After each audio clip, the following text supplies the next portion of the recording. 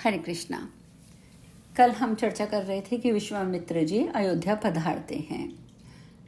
जब महाराज दशरथ ने पूछा, महर्षि मेरे लिए क्या आज्ञा है, तब महातपस्वी विश्वामित्र जी अत्यंत प्रसन्न होकर बोले, राजन, आप मेरे यज्ञ की रक्षा करने के लिए श्री रामचंद्र जी को मुझे दे दीजिए।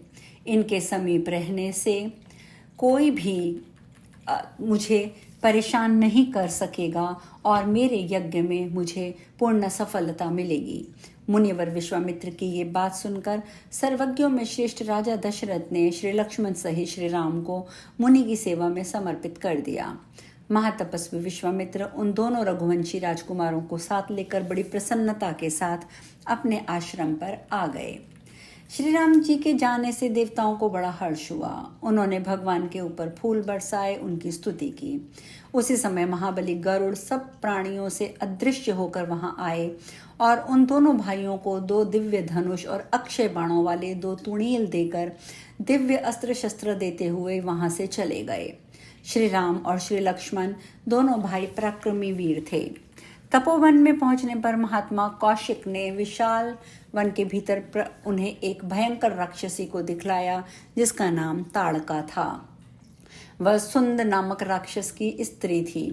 मुनि की प्रेरणा से उन दोनों दिव्य धनुष से छूटे हुए बाणों द्वारा ताड़का को श्री राम और श्री लक्ष्मण जी ने मार डाला। श्री रामचंद्र जी के द्वारा मारे जाने पर वह भयंकर राक्षसी अपने भयंकर रूप को छोड़कर दिव्य रूप में प्रकट हुई। उसका शरीर तेज से उद्दीप्त हो रहा था और वह सब आभार से विभूषित दिखाई दे रही थी। राक्षस योनि से छूटकर श्री रामचंद्र जी को प्रणाम करने के पश्चात वह विष्णु लोक में चली गई। ताड़का को मारकर महातेजस्वी श्री रामचंद्र जी ने महात्मा लक्ष्मण जी के साथ विश्वामित्र के शुभ आश्रम में प्रवेश किया। उस समय समस्त मुनि बड़े प्रसन्न हुए। वे आगे बढ़कर श्री रामचंद्र जी को ले गए और उत्तम आसन पर बिठाकर सबने अर्घ्य आदि के द्वारा उनका पूजन किया। द्विजश्रेष्ठ विश्वामित्र ने विधि पूर्वक यज्ञ की दीक्षा ले मुनियों के साथ उत्तम यज्ञ आरंभ किया। उस महायज्ञ का आरंभ होते ही मारीच नामक राक्षस अपने भाई सुबाहु के साथ उसमें विघ्न डालने के लिए उपस्थित हुआ। उन भयंकर राक्षसों को देखकर विपक्षी वीरों का संहार करने वाले श्री रामचंद्र जी ने राक्षस राज सुबाहु को एक ही बाण से मौत के घाट उतार दिया और महान पवनास्त्र का प्रयोग करके मारीच नामक निशाचर को भी समुद्र के तट पर इस प्रकार फेंक दिया जैसे हवा सूखे पत्ते को उड़ा देती है। श्री रामचंद्र जी के इस महान पराक्रम को देखकर राक्षस श्रेष्ठ मरीच ने हथियार फेंक दिया और एक महान आश्रम में वह तपस्या करने के लिए चला गया। महान यज्ञ के समाप्त होने के बाद महातेजस्वी विश्वामित्र ने प्रसन्न चित्त से श्री रघुनाथ जी का पूजन किया। वे मस्तक पर काक पक्ष धारण किए हुए थे। उनके शरीर का वर्ण नील कमल दल के समान श्याम था और नेत्र कमल दल के समान विशाल थे। मुनि श्रेष्ठ कौशिक ने उन्हें छाती से लगाकर उनका मस्तक सूंघा और स्तवन किया। इसी बीच में मिथिला के सम्राट राजा जनक ने श्रेष्ठ ब्राह्मणों के द्वारा वाजपेयी यज्ञ आरंभ किया। विश्वामित्र आदि सब महर्षि उस यज्ञ को देखने के लिए आए। उनके साथ गुरुकुल श्रेष्ठ श्री राम और लक्ष्मण भी थे। मार्ग में महात्मा श्री राम के चरण कमलों का स्पर्श हो जाने से बहुत बड़ी शिला के रूप में पड़ी हुई गौतम ऋषि की पत्नी अहिल्या शुद्ध हो गई। पूर्व काल में वह अपने स्वामी गौतम के शाप से पत्थर हो गई थी, किंतु रघुनाथ जी के चरणों का स्पर्श होने से शुद्ध होकर वह शुभ गति को प्राप्त हुई। तदंतर दोनों राजकुमारों के साथ मिथिला नगरी में पहुंचकर सभी मुनिवरों का मन प्रसन्न हो गया।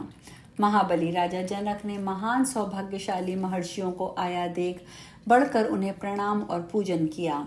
कमल के समान विशाल नेत्रों वाले, नील कमल दल के समान श्याम वर्ण, पीताम्बरधारी, कोमलांग, कोटि कंदर्पों के सौंदर्य को मात करने वाले, समस्त शुभ लक्षणों से संपन्न तथा सब प्रकार के आभूषणों से विभूषित रघुवंशनाथ श्री रामचंद्र जी को देखकर मिथिला नरेश जनक के मन में बड़ा हर्ष हुआ। उन्होंने दशरथ नंदन श्री राम को परमेश्वर का ही रूप समझा और अपने को धन्य मानते हुए उनका पूजन किया। राजन के मन से राजा के मन में श्री रामचंद्र जी को अपनी कन्या देने का विचार उत्पन्न हुआ।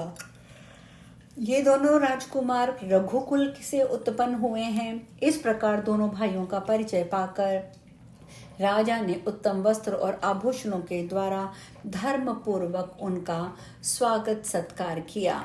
मधुपर्क आदि की विधि से संपूर्ण महर्षियों का भी पूजन किया। तत्पश्चात यज्ञ समाप्त होने पर कमल नयन श्री राम ने शंकर जी के दिव्य धनुष को भंग करके जनक किशोरी सीता जी को जीत लिया। उस पराक्रमी महान शुल्क के से अत्यंत संतुष्ट होकर मिथिला नरेश ने सीता जी को श्री रामचंद्र जी की सेवा में देने का निश्चय कर लिया।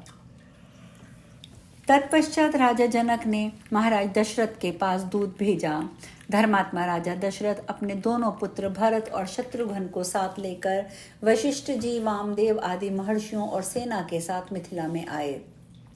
जनक के सुंदर भवन में उन्होंने जनवासा किया। फिर शुभ समय पे मिथिला नरेश ने श्री राम जी का सीता के साथ, लक्ष्मण जी का उर्मिला के साथ विवाह कर दिया। उनके भाई कुशध्वज के 2 सुंदर कन्याएं थी जो मांडवी और श्रुतकीर्ति के नाम से प्रसिद्ध थी।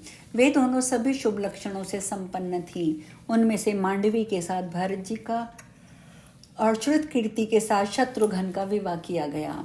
इस प्रकार विवाह उत्सव समाप्त होने पर महाबली राजा दशरथ मिथिला नरेश से पूजित होकर दहेज का सामान ले पुत्रों, पुत्रवधुओं, सेवकों, अश्वगज आदि सैनिकों तथा नगर तथा प्रांत के लोगों के साथ अयोध्या को प्रस्थित हुए। मार्ग में महापराक्रमी तथा महाप्रतापी परशुराम जी मिले, जो हाथ में फरसा लेकर क्रोध में भरे हुए सिंह की भांति खड़े थे। वे क्षत्रियों के लिए काल स्वरूप थे और श्री रामचंद्र जी के पास युद्ध की इच्छा से आ रहे थे। रघुनाथ जी को अपने सामने पाकर परशुराम जी ने इस प्रकार कहा, महाबाहु श्री राम, मेरी बात सुनो। मैं युद्ध में बहुत से पराक्रमी राजाओं का वध करके ब्राह्मणों को भूमि दान दे तपस्या करने के लिए चला गया था, किंतु तुम्हारे वीर्य और बल की ख्याति सुनकर यहाँ तुमसे युद्ध करने के लिए आया हूँ। यद्यपि इक्ष्वाकु वंश के क्षत्रिय जो मेरे नाना के कुल में उत्पन्न हुए हैं मेरे लिए वध्य नहीं हैं, तथापि किसी क्षत्रिय का बल और पराक्रम सुनकर मेरे लिए उसका सहन करना असंभव है। इसलिए उदार रघुवंशी वीर, तुम मुझे युद्ध का अवसर दो। सुना है तुमने शंकर जी के दुर्घुष धनुष को तोड़ डाला है। यह वैष्णव धनुष भी उसी के समान शत्रुओं का संहार करने वाला है। तुम अपने पराक्रम से इसकी प्रत्यंचा चढ़ा दो तो मैं तुमसे हार मान लूं, अथवा यदि मुझे देखकर तुम्हारे मन में भय समा गया हो तो बलवान के आगे अपने हथियार नीचे डाल दो और मेरी शरण में आ जाओ। परशुराम जी के ऐसा कहने पर परम प्रतापी श्री रामचंद्र जी ने वह धनुष ले लिया, साथ ही उनसे अपनी वैष्णवी शक्तियों को भी खींच लिया। शक्ति से वियोग होते ही पराक्रमी परशुराम जी कर्म भ्रष्ट ब्राह्मण की भांति वीर्य और तेज से हीन हो गए। उन्हें तेजहीन देखकर समस्त क्षत्रिय साधु साधु कहते हुए बारंबार श्री रामचंद्र जी की सराहना करने लगे। रघुनाथ जी ने उस महान धनुष को हाथ में लेकर अनायास ही बाण का संधान करके विस्मय में पड़े हुए परशुराम जी से पूछा, ब्राह्मण, इस श्रेष्ठ बाण से आपका कौन सा कार्य करूं? आपके दोनों लोकों का नाश कर दूं या आपके पुण्यों द्वारा उपार्जित स्वर्ग लोक का ही अंत कर डालूं? उस भयंकर बाण को देखकर परशुराम जी को ये मालूम हो गया कि ये तो साक्षात परमात्मा हैं। ऐसा जानकर उन्हें बड़ा हर्ष हुआ और उन्होंने लोक रक्षक रघुनाथ जी को नमस्कार करके अपने 100 यज्ञों द्वारा उपार्जित स्वर्गलोक तथा अपने अस्त्र शस्त्र उन्हीं की सेवा में समर्पित कर दिए। तब महातेजस्वी रघुनाथ जी ने महामुनि परशुराम जी को प्रणाम किया और पाद्य, अर्घ्य और आचमनीय आदि के द्वारा उनका विधि पूर्वक पूजन किया। श्री रामचंद्र जी के द्वारा पूजित होकर महातपस्वी श्री परशुराम जी परशु भगवान नर नारायण के रमणीय आश्रम में तपस्या करने के लिए चले गए। तत्पश्चात महाराज दशरथ ने पुत्रों और बहुओं के साथ उत्तम मुहूर्त में अपनी पूरी अयोध्या के भीतर प्रवेश किया। श्री राम, श्री लक्ष्मण, श्री भरत तथा श्री शत्रुघ्न चारों भाई अपनी अपनी पत्नी के साथ प्रसन्नचित्त होकर रहने लगे। धर्मात्मा रघुनाथ जी ने सीता जी के साथ 12 वर्षों तक विहार किया। अब इसमें हम आगे की चर्चा कल करेंगे। आज कथा में यहीं विश्राम लेंगे। हरे कृष्णा।